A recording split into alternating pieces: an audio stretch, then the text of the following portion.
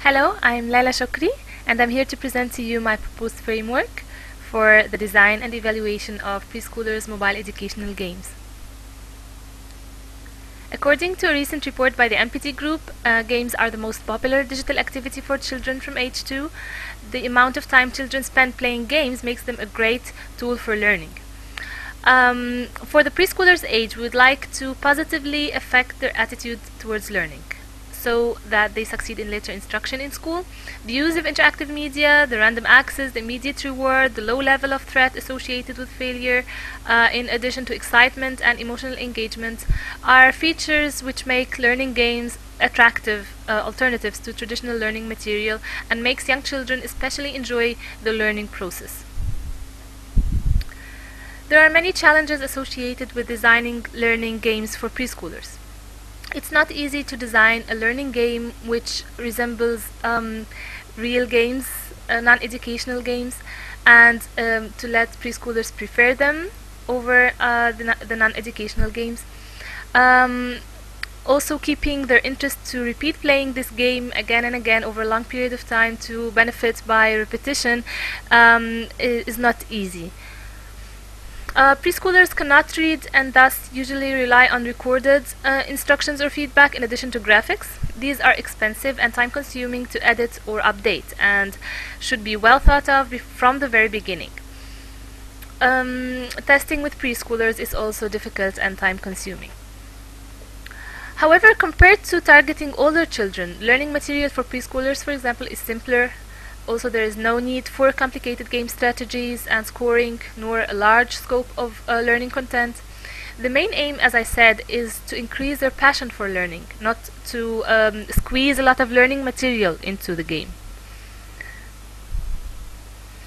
About half of preschoolers already use a smartphone, and some studies already show significant vocabulary improvements among preschoolers using a certain educational iPad app. And because this field is so promising, we argue that it deserves to have specifications of its own. A lot of research has been done in this area, but there were no concrete guidelines to follow for design and evaluation. For this, we have attempted to develop a set of heuristics for combining play, learning, usability, and mobility requirements, which can be used in evaluating and comparing available products targeting preschoolers, but also, and more importantly, in early stages of product development. The framework is intended to ease the process of designing and evaluating mobile learning games for preschoolers by providing an easy-to-use checklist, combining the parts matching our category from different guides and rating systems. For the gathering of requirements, we have depended on both formally published research and already applied review systems.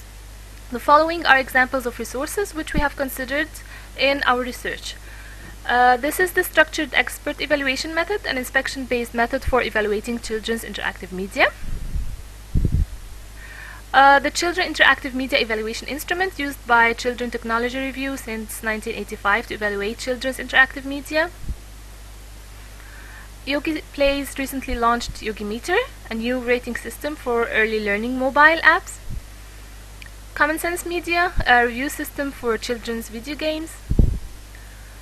The Preschoolers Likability Framework, proposed by Bieke Zaman.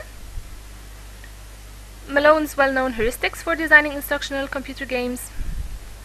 The book Digital Game-Based Learning by Prensky, 2007. And a year later, an important book also, Evaluating Children's Interactive Products. In addition to a lot of other resources, as you can see here.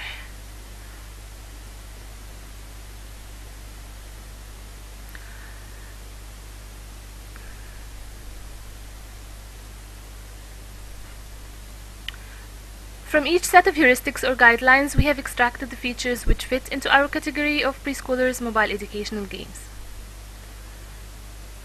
This resulted in clusters of attributes which we have rearranged into broader categories and subcategories.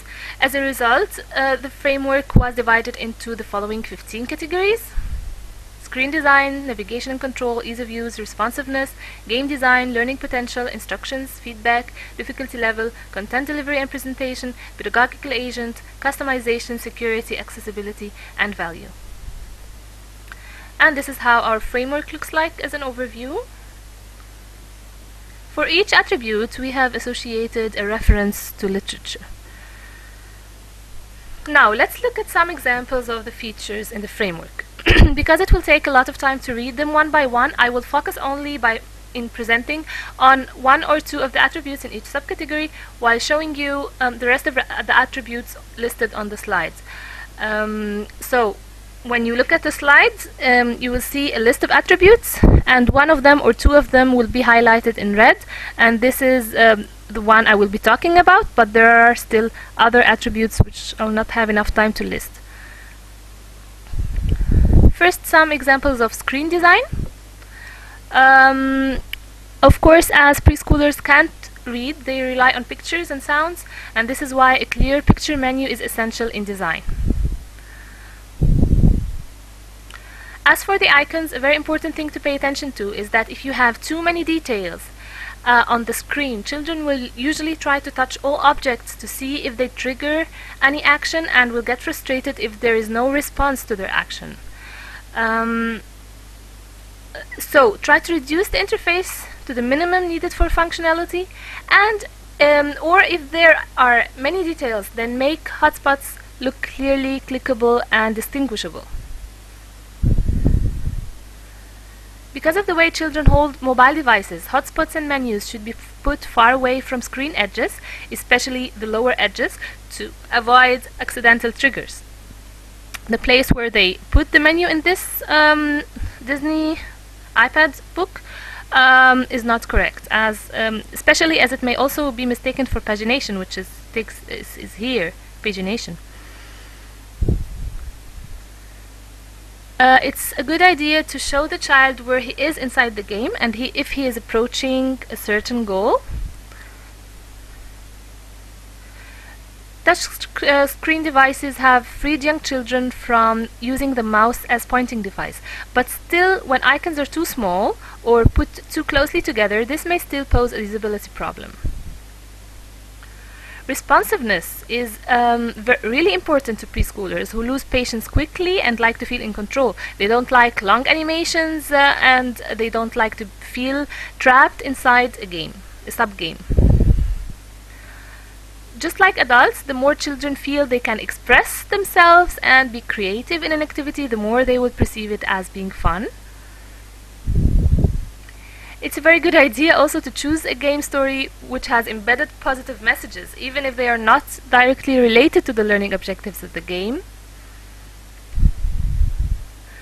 As for a challenge, children like to feel they are quickly achieving small sub-goals rather than working hard for a long time to reach a distant goal. In addition, the actions required to reach the goals should be in themselves fun. For the learning material, making connections to authentic uses of the learned content in their everyday lives ensures they will be able to return the information longer and be able to apply it. Unlike games for adults, which usually have a separate page for game instructions and help, children are expecting to get help whenever they need it and without being distracted from their play. When children do a correct action, use attractive, humorful feedback using graphics and sound, and if they do something wrong, help them know how they can correct their mistakes. Take care that using exaggerated or funny reactions to wrong actions may encourage kids to repeat the mistake again, to trigger the response. Balancing the difficulty level so that preschoolers will neither feel bored nor frustrated is very important.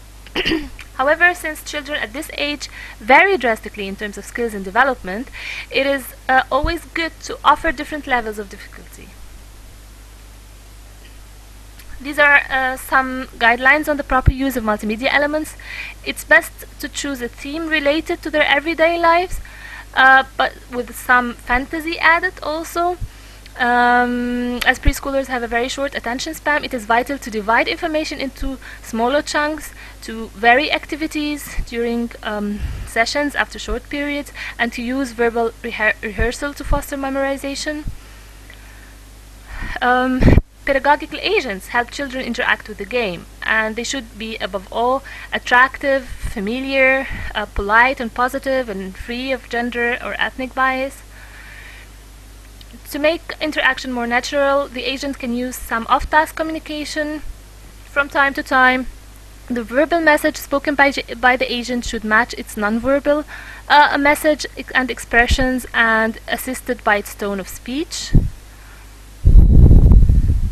A very popular feature for this age is the ability to customize experience by choosing the gender or the theme, or even personalizing it by using their own voice or avatar.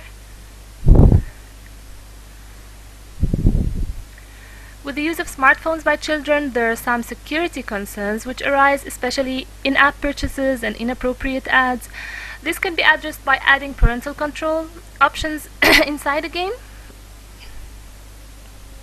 Finally, accessibility to a wider audience is always a plus, and price also certainly plays a role here.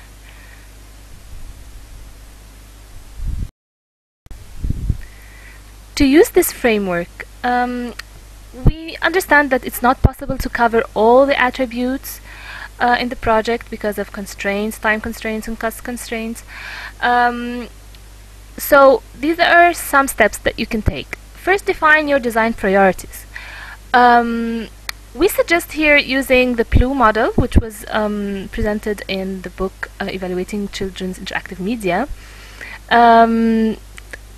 This model may be useful. It's based. Also, there's the PLU-E framework for evaluation, and there's a paper about it.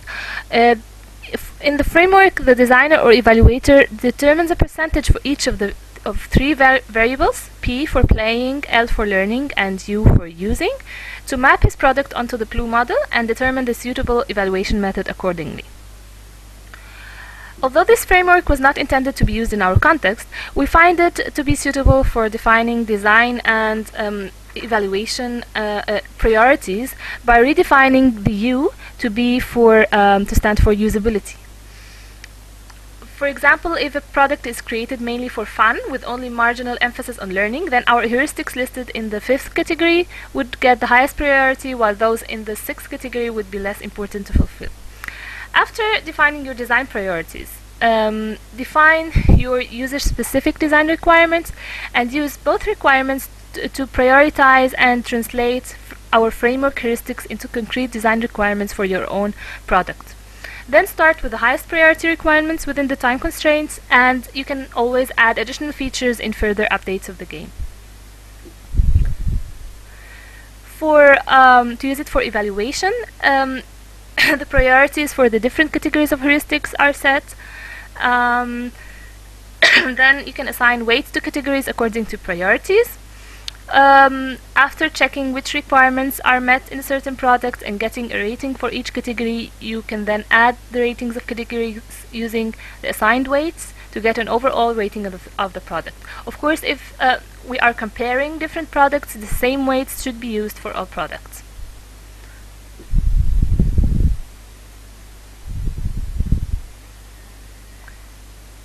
Thank you for listening.